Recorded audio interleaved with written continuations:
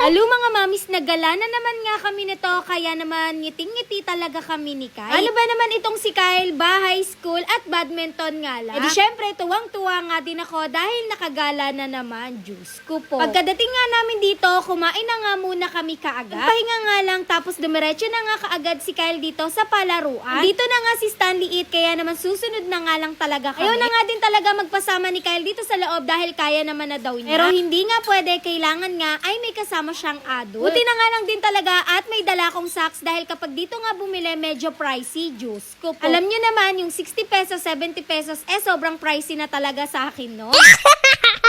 Dito nga unang pumunta si Kyle at nagmala spider nga talaga yan dito. Di ko nga alam kung saan ba nagsuot si Kyle at nakita ko naman dito na nagtatatalon nga si Stanley. Sinuot niya na nga yung damit dito at gusto nga daw niyang dumikit dito sa may wall. Kaya naman ito, dito nga ako dumaan sa gilid para nga mapuntahan ko ng mabilis si Kyle. Paano ba naman kasi kapag dito nga ako sa gitna dumadaan, nagpapagewang-gewang nga ako, Diyos ko po. Sinuot at inayos ko na nga dito kay Kyle. Ako nga talaga yung magdidikit dito kay Kyle dahil ako yung kasama niya. Hirap na hirap nga ako, paano ba naman kasi napakatimbang talaga ni Kyle. Kahit nga dito na kami sa patalon-talon, tignan nyo naman hindi talaga dumikit si Kyle, kaya naman pinahubad niya na nga lang sa akin to. Ito na naman nga at nagtatatakbo na naman dito si Kyle. Nahawakan ko na nga talaga yung kamay niyan pero ayaw niya. Buti na nga lang din at nakipaglaro sa akin dito. Hindi nga lang talaga si Kyle yung nag-enjoy dito, pati na din ako. Minsan lang din naman to, kaya naman sinulit na nga din talaga namin ni Kyle. Kita nga ni Kyle si Stanley It, kaya naman ito pinuntahan niya dito dahil dito naman busy si Stanley It. Nilalagay nga yung bola sa loob tapos biglang aangat dahil may hangin nga. Enjoy nga rin ni Kyle, kaya naman medyo nagtagal talaga kami dito. Naiinip nga ako, kaya naman inaya ko nga talaga si Kyle dito. Gusto ko kasing maitry din, feeling ko kasi ay mahirap. Dahil yung ibang bata ay hindi nagtuloy. Pero ito nga si Kyle, tinapos niya hanggang dulo. Sabi ko nga sa kanya, sabay kami, kaya naman bumalik nga ulit siya. Nakakatuwa dahil matibay nga talaga to. Tignan nyo naman at nakaya nga ako. Ang bilis nga talaga ni Kyle dito pero iniintay niya ako. Bababa na sana ako doon sa may mga foam pero sabi nga ni Kyle, ituloy na nga daw namin dahil malapit na nga. Gusto naman nga daw niya mag-slide, kaya naman inaya na nga ni Kyle si Stanley It. Nalalayan niya nga si Stanley It paakyat. Para na nga daw mas mabilis nga silang makarating sa taas. Nagtigisan na nga din sila dito sa slide. Una nga si Kyle at naiwan si Stanley It. Habang ako naman nakahiga nga dito sa may mga bola, hinihintay sila. Grabe, napakasarap nga sa likod nitong mga bola na to. Nakita nga ako ni Kyle, kaya naman tinabunan niya nga ako ng mga bola. At dinagana na nga din ako ni Kyle. Buti na nga lang din talaga, walang masyadong mga tao dito. Aalis na nga sana si Kyle dito pero pinigilan ko lang. Paano ba naman kasi dinaganan niya nga ako? Kaya naman pinalupot ko nga yung paa ko sa kanya. Diyos ko po. Nandito nga yung daddy ni Kyle sa tapat namin. Napanood niya nga lang kami dito ni Kyle. Sabi niya nga sa akin, labas na nga daw ako at siya naman yung sa loob. Para nga daw makapagpahinga na ako. Diyos ko po. Tignan niyo naman si Kyle, wala talagang malang gawin sa akin yan. Lumabas na nga ako para naman makaupo sa isang gilid at ito namang si Kyle at yung daddy niya ay sobrang tuwang-tuwa. Sobrang nag-enjoy nga din yung daddy niya dito sa loob at naglaro talaga sila ni Kyle. Una na nga lumabas si Stanley It dahil time na niya, pero si Kyle lumabas na kahit hindi pa nga niya time. Para nga din makapagmeryenda na kami at sinapatusan na nga siya ng daddy niya at binili na nga rin siya dito ng mineral. Sobrang pagod nga, medyo nahilo nga daw siya tapos uhaw na uhaw. Yun lang, thanks for watching, bye-bye.